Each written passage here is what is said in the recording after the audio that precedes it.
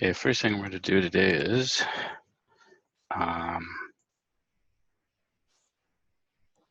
we are going to look at setting up your first app inside of Pycharm. First Django app. I already have one up and running, so I'm just going to open the top file, go to new project. Location, we want to make sure we change that. And we're going to change this to my site. That's going to be our first project. Make sure that's Django. After I just switch that over, make sure you just change that again, my site. Location should bring that, should put this in your Anaconda environment. New environment here, make sure that isn't one of these. Make sure you're set at Conda here. This should be automatic. Make sure that's my site. Once we have, we're going to create. I'm going to go new window, open up a new one.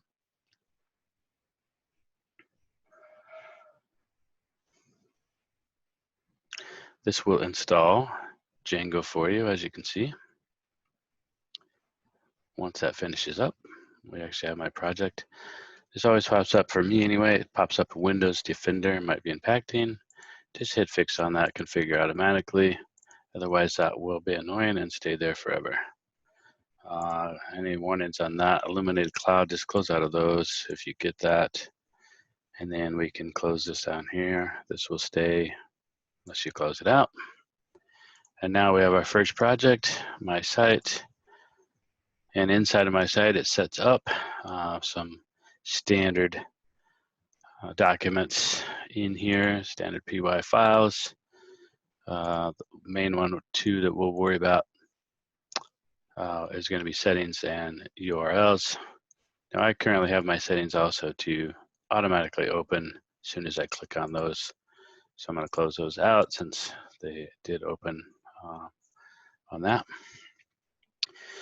Now that we have the first site set up, we are going to be utilizing, which I'm doing this right off of the Django tutorial itself. If you go to django.com, get your documentation, we are going to have, and if you have, it does have how to install Django, which Pycharm did that for us automatically, so we don't have to even worry about that. We've already, it did this for us automatically too, which is start the project. It created this folder structure, like I was talking about here, which we've shown. And now we can take a look at having our Django server. There's a couple different ways we can get to our managed server inside of Pycharm. One, we can go to Tools.